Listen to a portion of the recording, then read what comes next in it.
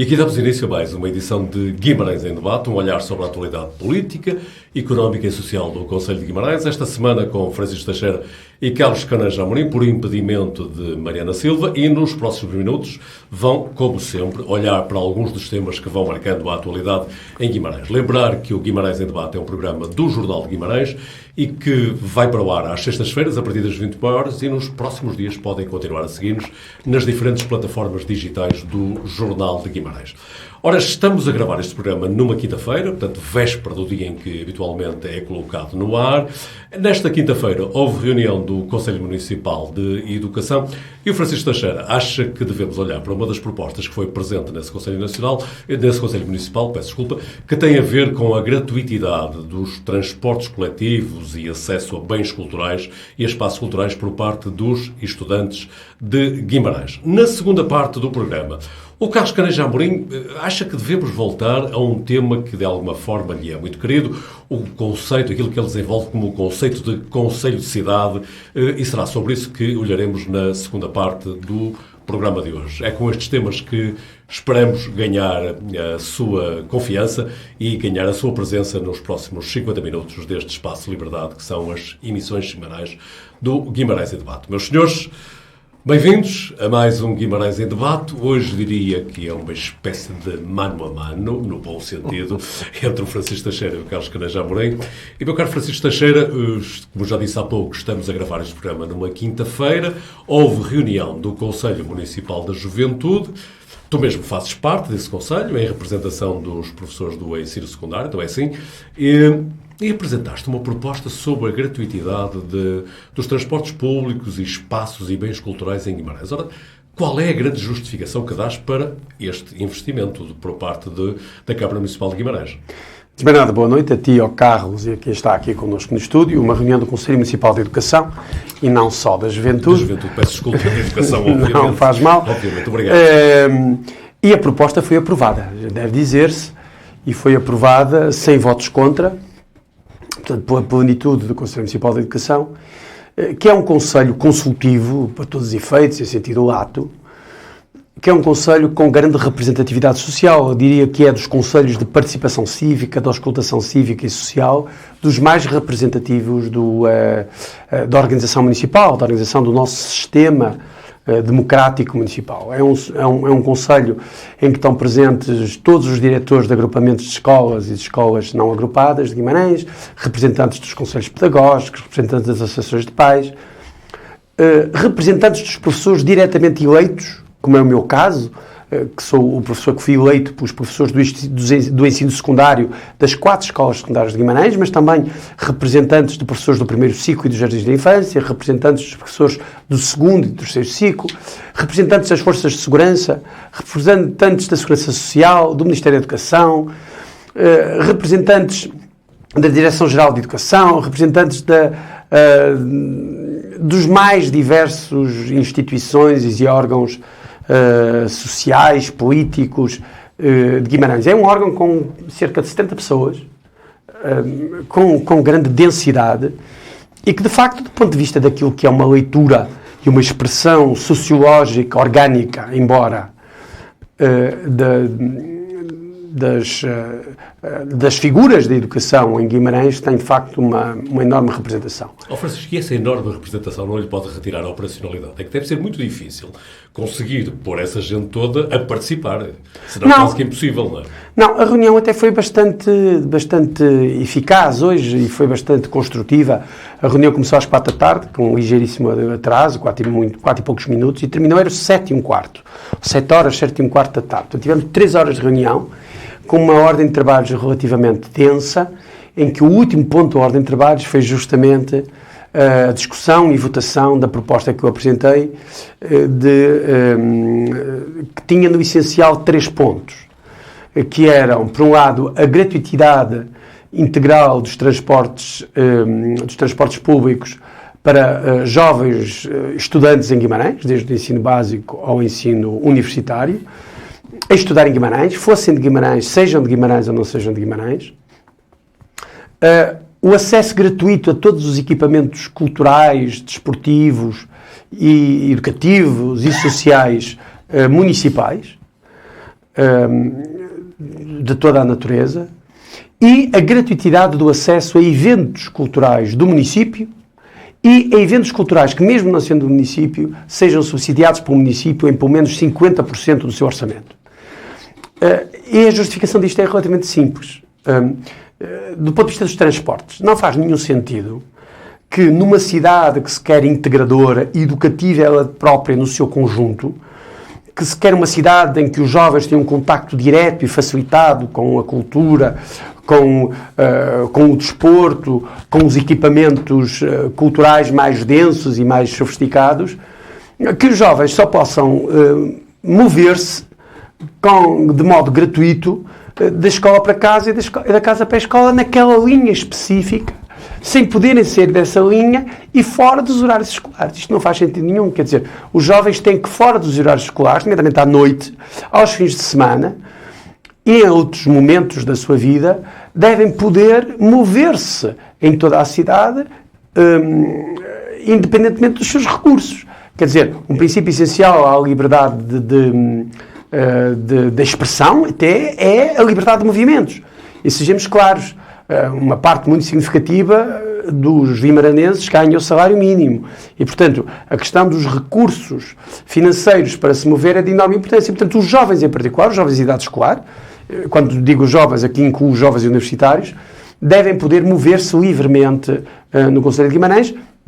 E isto é tanto mais relevante e fácil ao mesmo tempo, quanto isto não teria grande expressão no orçamento municipal, porque ainda que isto se torne subitamente gratuito, como foi aprovado no Conselho Municipal de Educação, como proposta à Câmara, enfim, não é de esperar que de um momento para os outros os jovens comecem a fazer um uso absolutamente intensivo, fora do horário escolar, dos transportes públicos. Por outro lado, que os jovens, quando querem ir ao CIAG, quando querem ir à Plataforma das Artes, quando querem ir ao Centro Cultural de Belfort, quando querem ir à Casa de Memória, que não sejam barrados por causa de 2 euros ou 2,5 euros, que é um valor absolutamente ridículo do ponto de vista orçamental para a Câmara Municipal, que não tem nenhuma relevância orçamental para a Câmara, mas para os jovens é um importante empecilho no acesso a estes equipamentos. Mas, Francisco, os conselhos municipais e o caso da educação também é um desses casos, são apenas meros órgãos de aconselhamento à Câmara, em que a Câmara os ouve, não tem poder vinculativo. Exatamente. Portanto, isto é uma proposta. É uma proposta. Sentes que da parte do Executivo haverá acolhimento a esta proposta? Eu, relativamente à política, aos sentimentos políticos, sou aquilo que se chama um agnóstico, não é? Eu nem digo que sim, nem digo que não tenho nenhuma expectativa. O Conselho Municipal de Educação... É do Santo Pé agnóstico. Eu sou agnóstico.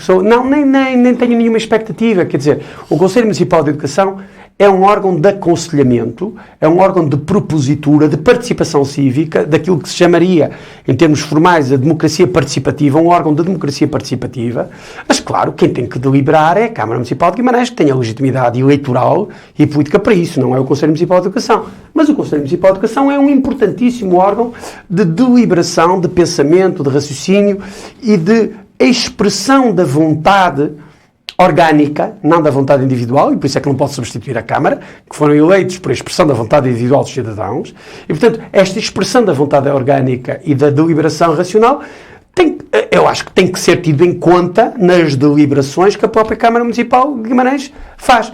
Se vai ter em conta integralmente esta proposta que foi aprovada no Conselho Municipal de Educação ou não, eu não sei, não faço a mínima ideia. Eu espero que tenha em conta, evidentemente, por isso é que fiz a proposta e por isso é que ela foi aceita, foi discutida, aliás, com bastante presença no Conselho Municipal de Educação, mas eu acho que o Conselho Municipal de Educação saiu bem, fez a sua função, fez aquilo que se lhe cumpria, que era discutir, propor e deliberar. Agora, a Câmara Municipal de Guimarães, com a sua legitimidade própria, democrática, tem que tomar as suas próprias decisões e decidir do modo que achar adequado. Vamos ouvir o Carlos Canaja Amorim, que não esteve presente, não faz parte do Conselho Municipal de Educação, mas eu estou curioso de saber se votaria a favor esta proposta apresentada pelo Francisco Teixeira. Muito boa noite a todos, quer ao António, quer ao Francisco. De facto, a proposta, que inclusivamente dar os parabéns ao Francisco, porque foi da sua autoria a proposta, que foi esta proposta de que estamos a falar e que teve a aprovação do Conselho Municipal de Educação, e de facto é uma proposta com uma razoabilidade que é transversal, ou uma sensibilidade transversal a vários partidos, que o próprio PSD, coincidência temporal bastante interessante, o PSD, no dia de hoje, também apresentou uma proposta que em parte encaixa na proposta que foi aprovada no Como Conselho toda a Municipal. gente sabe, o que é mais normal em política são as coincidências. A questão das coisas, Francisco, honestamente...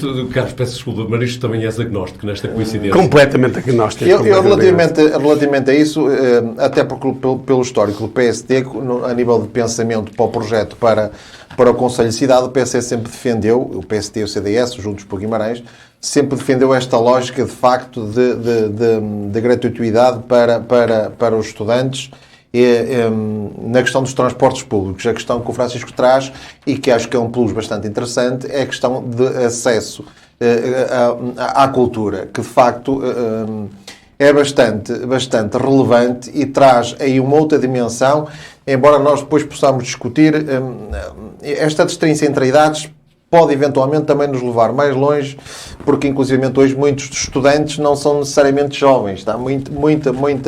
Muitas pessoas que abdicaram de trabalhar para estudar e não têm qualquer tipo de rendimento porque querem ter uma outra carreira na vida e, portanto, até achei interessante aquele trocadilho no início de juventude e educação, porque, de facto, por vezes há casos interessantes no plano intelectual. De facto, eu depois também queria aproveitar porque, de facto, o mérito da proposta é indiscutível, quer dizer, não é possível dizer aqui o contrário e há a conciliação perfeita entre aquilo que foi aprovado no Conselho Municipal de Educação e julgo que o cidadão médio de Guimarães que pensa um pouco sobre isto deve concordar com esse problema. Mas já há uma questão, sobretudo sobre a questão da oferta cultural, que também nós devemos questionar, porque e é um mal que eu julgo que é transversal a Guimarães e a Portugal inteiro, que é perceber que o trabalho cultural, o trabalho intelectual dos autores, dos criadores, dos produtores, dos atores que trabalham, sejam comunitários, tem um valor intrínseco que também deve ser apreciado e respeitado. Porquê? Porque, por vezes, também é importante que os próprios jovens tenham noção de que há ali um valor e que, por vezes, aquilo até é a profissão das pessoas. Porque, honestamente, e é algo que nós já tivemos até aqui no nosso programa, eu recordo-me que tivemos aqui o debate sobre a cultura, e há uma coisa que não sei, possivelmente o Francisco também concordará comigo, e isto não é exclusivo de Guimarães, também esta crítica que eu vou fazer, que é algo que me preocupa, que é a cultura, muitas das vezes, em Portugal, é de tal forma subfinanciada que nós temos, no fundo, um voluntariado puro, mas depois temos um voluntariado híbrido, que é no limite de uma retribuição pela rama, numa retribuição, quase um agradecimento, quando aquilo que as pessoas fazem com o máximo de profissionalismo, com o máximo de amor à causa cultural e, de facto, a sua remuneração fica muito aquém. É uma situação precária, bastante lamentável e que nós temos que mudar o paradigma. E, portanto, é importante que os jovens, ao não pagarem o bilhete, percebam também uma questão cultural que é a cultura tem um preço e esse preço é justo que se pague. E, portanto, temos que ter cuidado às vezes também com esta dimensão, porque pelo facto de não se pagar não quer dizer que não há ali um valor, que não há ali uma criação que merece o nosso respeito e que merece uma retribuição. É certo que a própria cultura, passando pela oferta pública direta, seja até pela oferta pública indireta através do mundo associativo, que não deixa de ser também uma oferta pública, tem um custo que acho que o erário público, seja municipal, seja regional, seja nacional, deve suportar e deve financiar, mas o próprio utente, digamos assim, o espectador também tem que perceber, como eu digo e reitero, porque acho que aqui é uma questão de princípio. E Portugal tem que passar a perceber e a respeitar que a cultura tem um valor intrínseco e tem que ser respeitado e há que pagar um preço a quem atua nessas áreas. E, portanto, agora, isto aproveitei aqui por falar, porque na altura que nós tivemos esta discussão não tocávamos neste ponto. A proposta, de facto, parece-me bastante feliz e interessante. Eu, honestamente, e sabemos que é uma questão de tempo, a questão dos transportes públicos será uma questão de tempo. É uma questão de os orçamentos do Estado acomodarem a perda de receita fiscal que vai resultar de uso menor de gasóleo, de gasolina, porque isso tem um impacto orçamental absolutamente brutal. Como nós sabemos, a carga tributária que existe os Estados, sobretudo a União Europeia, se de facto quer ter uma política de sustentabilidade que seja credível, minimamente credível, e que garanta futuro, necessariamente passará pelos transportes públicos gratuitos e pelos transportes públicos com uma oferta bastante mais alargada e que permita que, por exemplo, em Guimarães se possa circular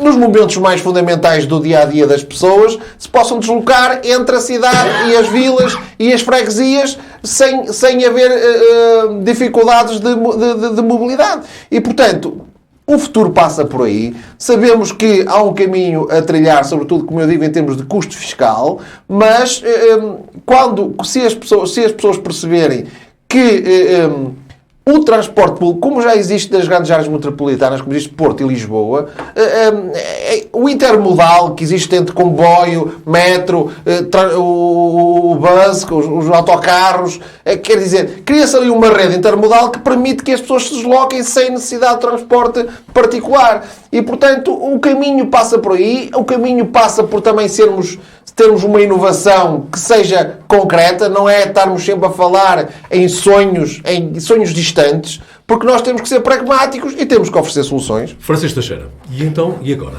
Não, a ideia desta proposta foi justamente ser pragmático, como diz o Carlos. Quer dizer, não foi apenas uma proposta desenhada do ponto de vista ideológico, do ponto de vista programático, mas foi uma proposta que apresenta ideias muito concretas e muito definidas, que têm que ser tratadas com alguma tecnicidade, que não é o que conta para esta proposta, que é de natureza política e ampla, portanto.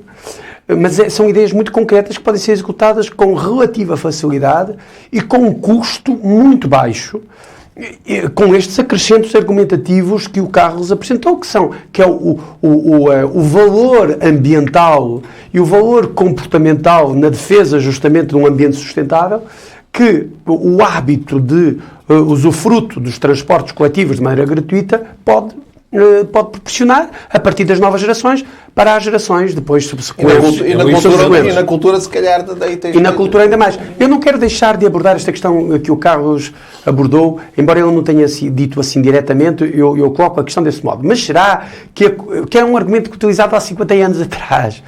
Bom, há 50 não, pronto, há menos, mas pronto, há 50 anos atrás, que é o argumento de que, mas será que a gratuitidade da cultura não desvaloriza o valor da cultura? Pensar nisto. O valor da cultura?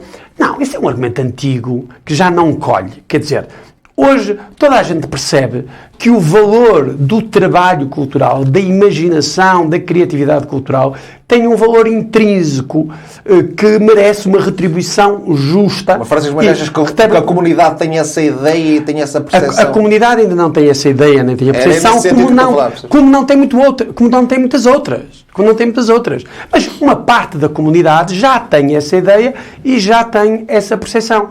Mas a questão técnica de demonstrar mais exatamente o valor o valor de trabalho, se quisermos, o valor de trabalho criativo, cultural, intelectual, pode ser apresentado. Eu não sou contra aquela ideia, por exemplo, há quem acha que se deve usar, por exemplo, no Sistema Nacional de Saúde, que é de inscrever nas faturas do valor real, do ponto de vista económico, do ponto de vista financeiro, mais exatamente, do custo do ato médico, por exemplo. Eu não vejo que não haja razão nenhuma para, por exemplo, se os jovens querem ver um concerto de Guimarães Jazz, que deve ser gratuito para os jovens de idade escolar, se querem ver um concerto de ópera, que deve ser gratuito para os jovens de idade escolar, o bilhete gratuito, embora tenha lá inscrito o valor de custo, que é de 10 euros, ou de 15 euros, ou de 20, ou de 30, ou de 40, ou de 50 euros, para as pessoas saberem... Fazer uma pedagogia. Fazer uma pedagogia do valor. Exatamente. Quer dizer, aquilo o valor financeiro, que não é exatamente a mesma coisa que o valor criativo ou o valor cultural, mas pelo menos o valor financeiro que alguém tem que despender e que tem que despender, nomeadamente, o erário público, tem que despender uma certa orientação do bem comum. Eu não sou contra isso. Acho que até é uma boa ideia que se inscreva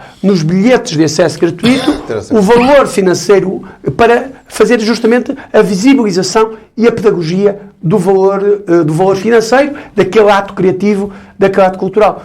Eu devo dizer que, por exemplo, não tenho problema nenhum em dar aqui uma caixa, é como quem diz que não é caixa nenhuma, porque ninguém liga. a Associação Artística, conjuntamente com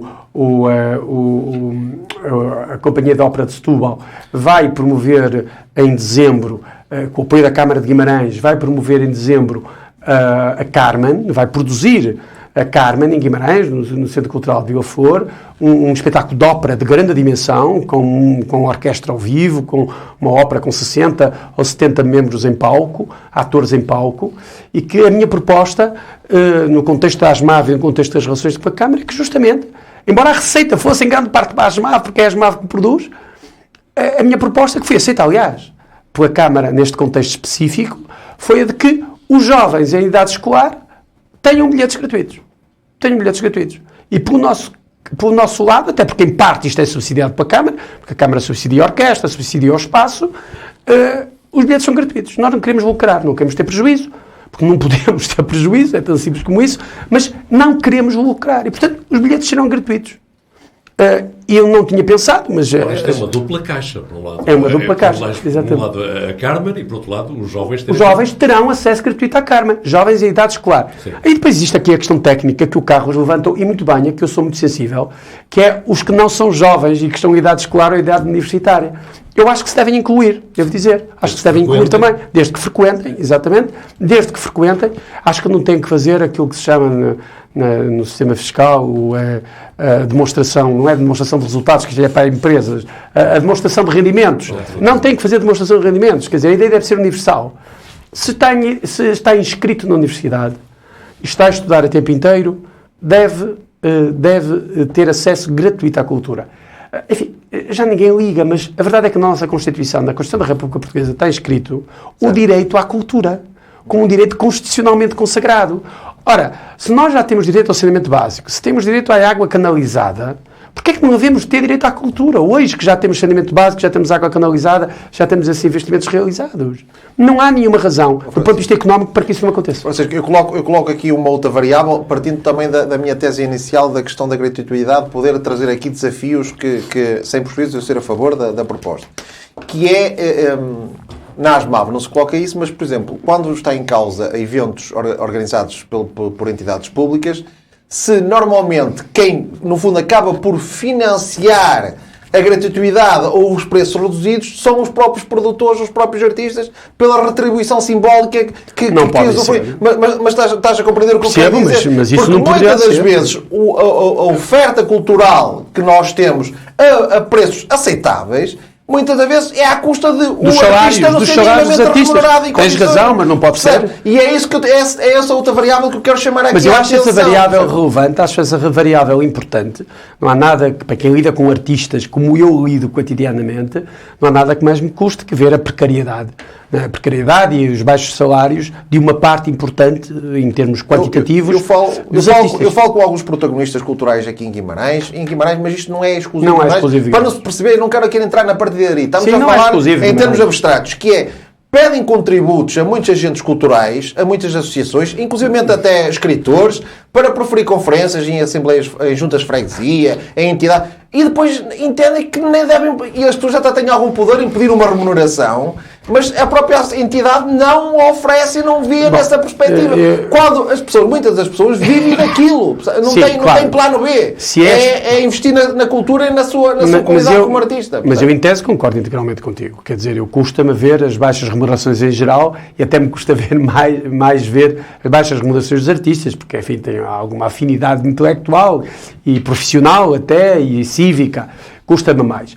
Diferencio um pouco, os próprios artistas têm, como tu, como eu, como o António, das pessoas têm uma participação cívica que não tem que necessariamente ser paga. Certo. Quer dizer, mas não é isso. Eu não desmereço a relevância da participação cívica gratuita, no sentido em que é o nosso contributo para a comunidade, sim, independentemente de sermos retribuídos pelo que quer que seja, não é? Eu custa muito aquela ideia de que eu não vou para a política porque se ganha pouco dinheiro, ou eu estou na política com muita dor e com muito sofrimento porque estou a perder dinheiro. Não, quer dizer, a vida política tem que ter uma dimensão profissional, porque as pessoas têm que viver de alguma coisa, mas a vida política tem ela própria uma dimensão contributiva, socialmente contributiva, para utilizar enfim, uma terminologia análoga da terminologia fiscal.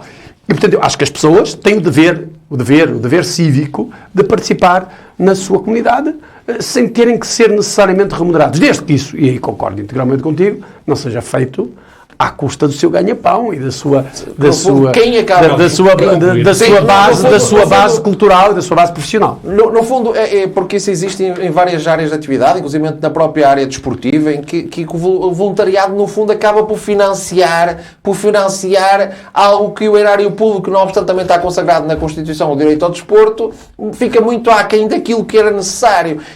Mas, inclusivamente, na parte cultural, tenho essa preocupação de que, sobretudo até a nível local, porque aquele artista que já tem âmbito nacional ou regional pode ter ou não mais possibilidade. Agora, aquele que está a começar, muitas das vezes, se não é minimamente remunerado pelos poucos eventos que faz, dificilmente, inclusivamente, consegue manter-se na profissão que sonhou, por vezes, realizar e cumprir ao longo da sua vida, porque perde o chão inicial. Só posso concordar contigo. Nenhuma destas propostas que agora foram aprovadas no Conselho Municipal de Educação pode ser feita em alguma vez à custa do rendimento de trabalho dos artistas, nem é esse que é proposto. Sim, eu estou a falar mais no plano abstrato. Vamos avançar para outro tema, até porque estamos a caminhar para o final do programa.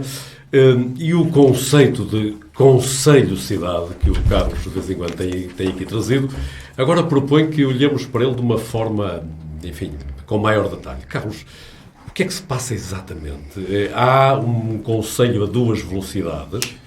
António, a duas velocidades é mais numa perspectiva de como encarar, porque me parece que na prática política e também a nível dos decisores políticos, por vezes há uma dupla visão, a visão Guimarães-Cidade e uma visão Guimarães-Concelho.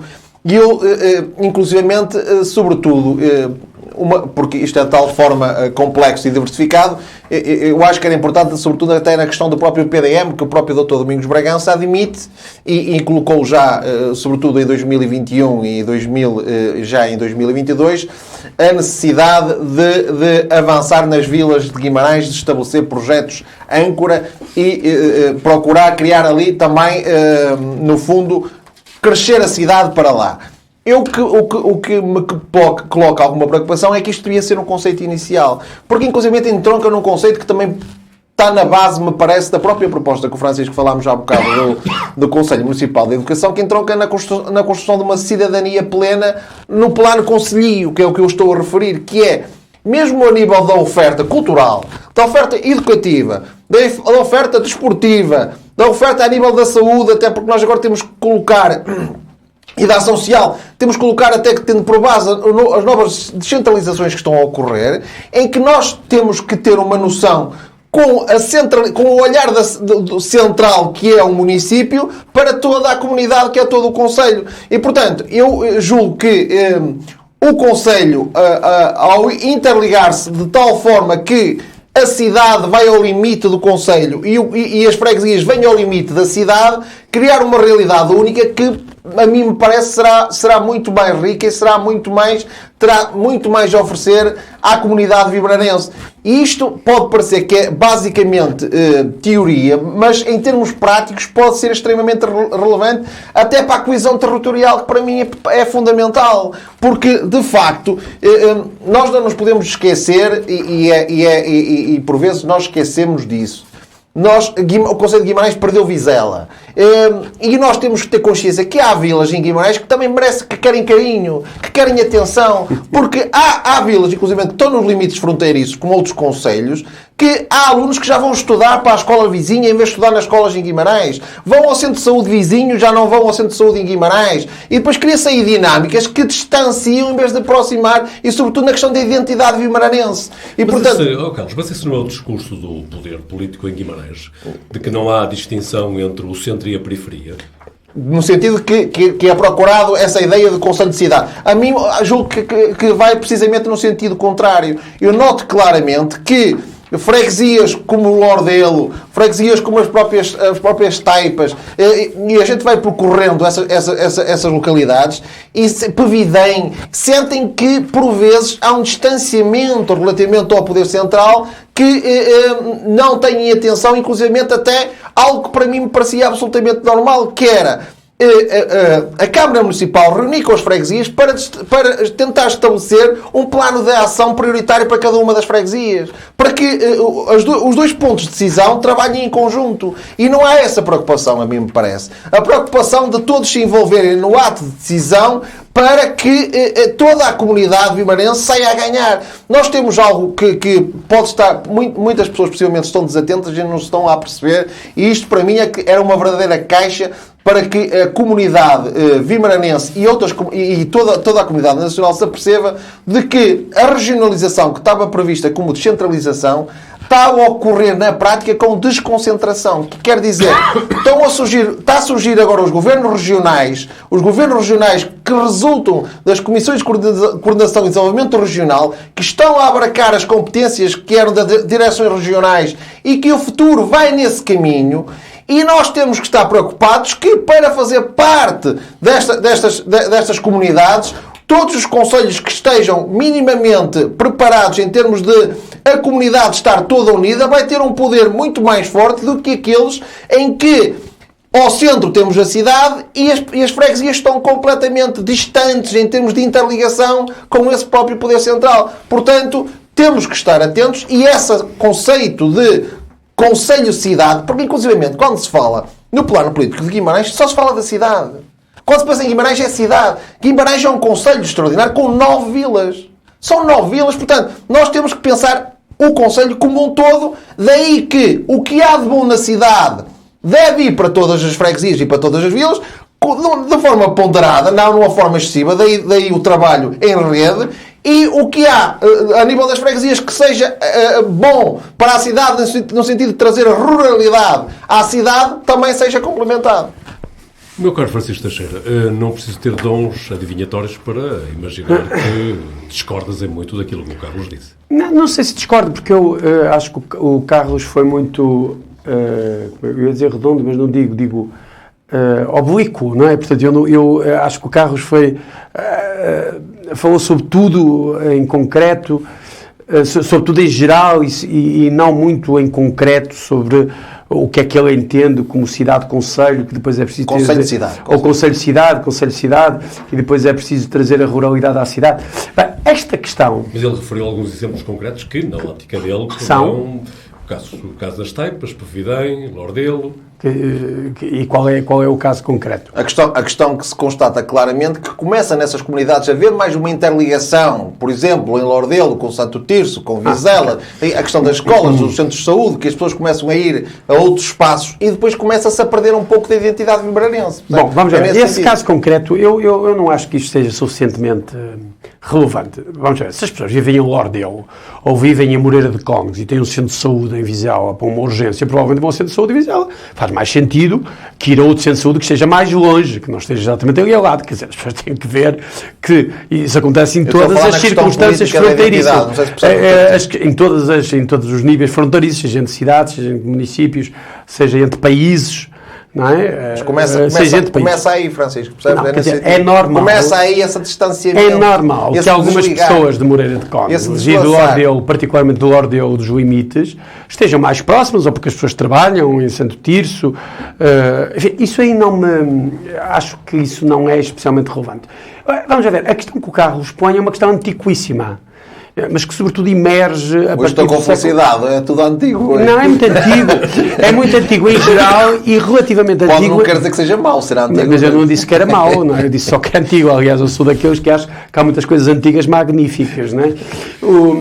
E o contrário também, não é? O contrário também. Mas é antigo do ponto de vista da investigação empírica, do ponto de vista do pensamento sociológico, urbanístico e até filosófico, porque há também uma filosofia da cidade, e aliás muito desenvolvida, mas é também muito antigo, relativamente aqui neste contexto, em Guimarães.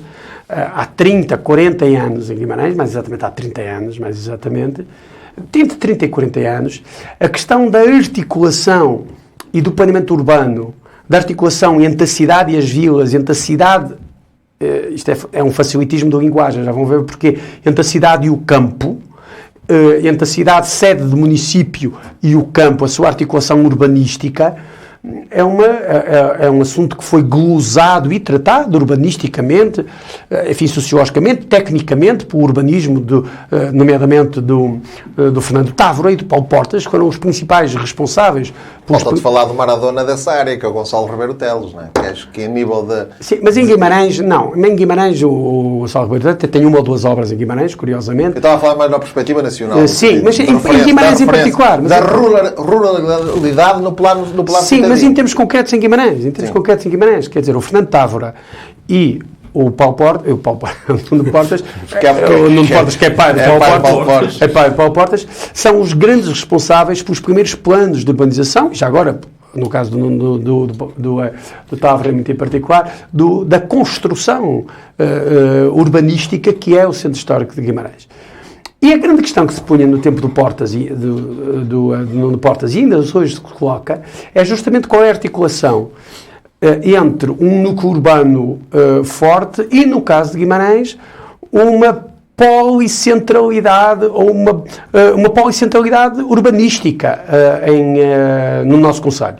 Nós, ao contrário, por exemplo, de Braga, nós temos um núcleo urbano relativamente pequeno e temos 6 ou 7 núcleos com um nível de urbanidade, de organização urbana, de organização, quer dizer, de relação entre os serviços, a indústria, a habitação, o comércio, muito relevantes, não é? Nós temos a cidade, que é relativamente pequena, no contexto, pequena média, no contexto nacional, que terá aí umas 50 mil pessoas, não tem mais. Bem, claro, se quisermos abrir os limites até ao universo, até a ordem, ele tem muito mais, mas se quisermos, de facto, percebermos aquele perímetro urbano que tem ligações funcionais fortes, nós teremos 40, 50 mil pessoas e temos justamente uma série de núcleos urbanos, particularmente a zona das Taipas, a zona sul, porque na verdade Ponte, por exemplo, tem uma articulação muito forte com as Taipas e é difícil perceber se há ali uma funcionalidade nova, se há ali um polo atrativo novo ou se é apenas uma espécie de uma pequena disrupção urbanística relativamente às Taipas enquanto polo agregador fundamental. E esta questão, até que ponto existe uma cidade, existem as vilas e existe um campo, um território rural que é preciso salvaguardar e de que maneira se devem articular estas urbanidades de primeira ordem e de segunda ordem, é uma questão antiquíssima em Guimarães. Eu até lembro, para aqueles que se esqueceram e dou a conhecer àqueles que não sabem, que há 30 anos havia um slogan no partido político que era mais cidade, melhor cidade. Justamente porque achava que era necessário que Guimarães se densificasse em termos de cidade, que crescesse um pouco em termos de núcleo urbano, de maneira a rentabilizar-se politicamente. A cidade das 100 mil pessoas, não é? A cidade das 100 mil pessoas, de modo a rentabilizar-se politicamente, porque a ideia teórica é de que as cidades precisam ter densidade de população, densidade comercial, densidade investigativa, de relações urbanas, aos mais diversos níveis, para daí poder emergir conhecimento e emergir até participação cívica e força crítica e cívica. E que para isso é preciso ter gente. É diferente ter uma cidade de 10 mil pessoas, que é quase uma aldeia, ou ter uma cidade de 50 mil ou de 100 mil pessoas, como tem Braga. Braga é muito o contrário de Guimarães. Tem uma cidade com 100 mil pessoas, que é a terceira cidade do país, depois de Lisboa, do Porto, é maior que Coimbra, bem maior que Coimbra cidade, e mais densa, dos vários pontos de vista, e depois é muito mais ténue no seu desenvolvimento suburbano, o que lhe dá uma centralidade política, por exemplo, muito superior a Guimarães. O Nuno Távora, em particular, o Nuno Portas, é uma junção do Nuno Portas com o Fernando Távora.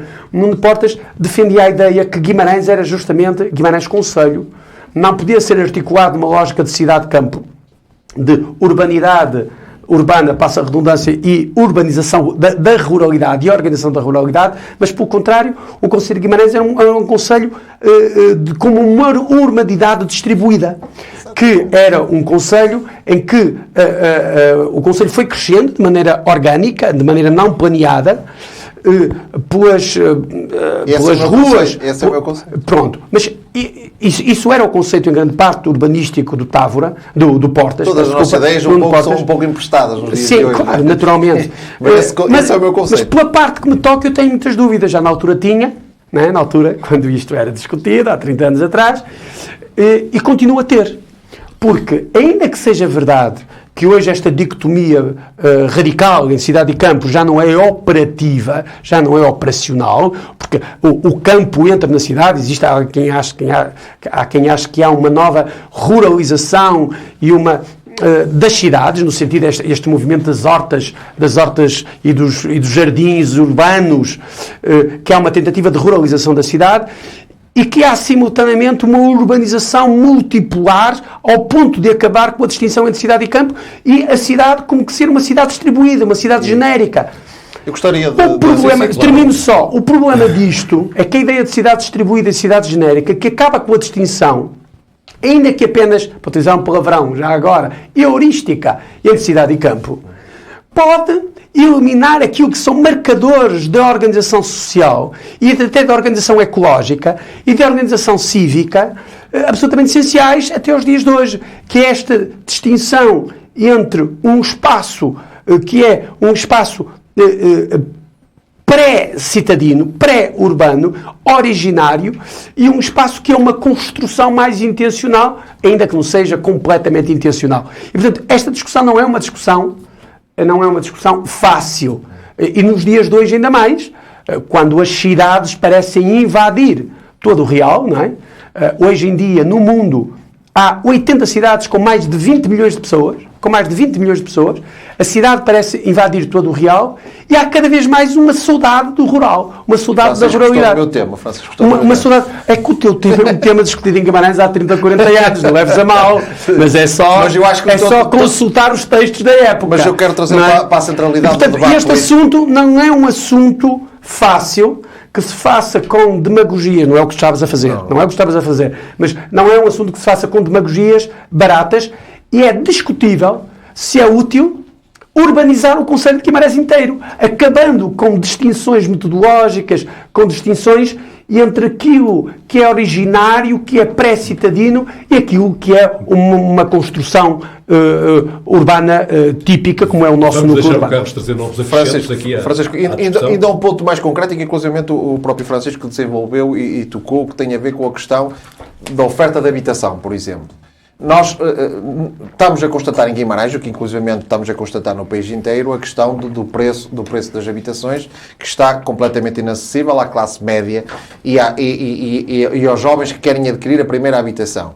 E Guimarães, de facto, numa lógica dessa oferta, está a ter muitas dificuldades. Nós vemos, por exemplo, a nível urbano, que vamos ter agora o Monte do Cavalinho e vai ser construído também o loteamento herculano do Afonso Henriques, em que de facto foi também ali, temos ali mais uma nova centralidade, que vai trazer uma densidade acrescida à cidade, mas que eu entendo precisamente nesses conceitos que o Francisco referiu, do Nuno Portas e do Fernando Tábora, que me parece bastante interessante, que é a baixa densidade e precisamente articular ao longo, ver todo o concelho na perspectiva da oferta habitacional, em que não haja excessiva concentração a nível das cidades. Porque Guimarães tem esse risco que nós temos que reconhecer. Não nos interessa ganhar o centro se perdemos a periferia. Porque a atratividade que depois pode ter de as nossas periferias, inclusivamente as próprias vilas, tenderem a procurar concelhos limítrofes, que prejudica precisamente a grandeza do concelho de Guimarães, porque se perdemos população, se perdemos esse poder de influência, necessariamente saímos todos a perder. E, portanto, eu acho que essa lógica da baixa densidade é precisamente um dos pressupostos da questão da ideia do concelho de cidade. Mas deixa-me só concluir, Francisco. Deixa-me só concluir neste... E é mesmo para concluir, porque o nosso tempo... Só para concluir neste sentido. Que depois, até em termos da própria oferta, como eu digo, até em termos de ter o controle sobre o domínio da oferta para todo o concelho, se não tiveres o domínio a nível de política de solos e a política de permitir a construção, aquilo que estavas a dizer há bocado, compreendo, não é permitir construir em todo o lado, é, tendo um planeamento minimamente estruturado, permitir que a oferta surja em todo o concelho de uma forma proporcional. Okay. Eu faço questão que a Veiga de Creixo-Milho permaneça sempre. Compreendes, Francisco? Agora, portanto, lá nunca deve ser construído nada. Tu percebeste até onde vai o teu raciocínio e os perigos do teu argumento. O meu raciocínio é para que nós possamos ter o rural na cidade e a cidade a nível das freguesias, tem que haver este justo equilíbrio. E eu acho que só se espalhando pelo Conselho podemos ter este justo equilíbrio. Num minuto. Num minuto é assim. O principal responsável pela baixa densidade urbana e, portanto, a falta de oferta e, portanto, o alto preço da habitação de Guimarães é justamente a baixa densidade urbana. Quer dizer, o facto de haver pouca oferta construtiva na cidade faz com que o preço... E no Conselho? Porque não pensar bem, mas estou a falar da cidade. Sim. É a baixa densidade provocou... Mas nós não queremos prédios de arranha-céus na cidade de Guimarães. Eu não meto nesses pormenores arquitetónicos. Foi a baixa densidade construtiva em Guimarães que fez com que os preços subissem. Falta de planeamento. Foi com que os preços subissem. A alta densidade construtiva em Braga fez com que os preços baixassem. É preciso ter isto em consciência. Por outro lado, tu queres uma cidade distribuída. Pode ser no Conselho e não na cidade. Tu queres uma cidade construtiva, queres uma cidade distribuída. Exatamente. Queres uma cidade distribuída. Mas já assinalaste. E o que fazer da Veiga de Caxemil? É que a Veiga de Caxemil já não é a mesma coisa que era há 30 anos atrás. Sim, mas tem que parar. A Veiga de Caxemil tem que estar como está. Já se dizia há 30 anos que tinha que parar e ela foi progredindo. O que é que se faz com a Veiga de Caxemil? A Veiga de Caxemil é para estar como está. O que é que se faz com a Veiga de Caxemil? O que é que se faz com a Veiga de com o Vale de Santo Turcato e o Vale de Algodão? O que é que se faz com a zona do Eiros e com as zonas rurais de Guimarães? Vai-se começar a permitir construção de baixa intensidade à volta dessas veigas, dessas zonas rurais, que são essenciais para o nosso equilíbrio essas ecológico. Partes têm que ser protegidas. Essas partes têm que ser protegidas. Como é que se protegem? Como é que se protegem? Distribuindo a construção integralmente por todo lado. A minha pergunta não é retórica. Por exemplo, prevê em ROV aumentada na zona dos centros cívicos e na zona, sobretudo das vilas, permitir que, sem pôr em causa esses santuários, digamos assim, se possa ter Carlos, minimamente essa eu estou a falar em abstrato, não estou a falar em concreto. A minha questão é que temos de ter essa preocupação, porque a ideia Nós estamos a falar com princípios básicos. A ideia simples da distribuição construtiva para o Conselho inteiro pode pôr em causa justamente princípios de, aumentar desde logo a circulação automóvel N-mente, de maneira intensa. Isso é perigoso. Nesta reflexão eu tinha previsto perguntar-vos o que é que acham sobre o movimento de desagregação de freguesias, que está adormecido em Guimarães. Hoje eu vi no Diário do Minho que em Esposende a Câmara vai propor a desagregação de 11 freguesias, mas já não temos tempo, ficará para um... Mas eu sou a favor do movimento de desagregação das freguesias. Mas que em Guimarães está adormecido. Sim, parece que sim.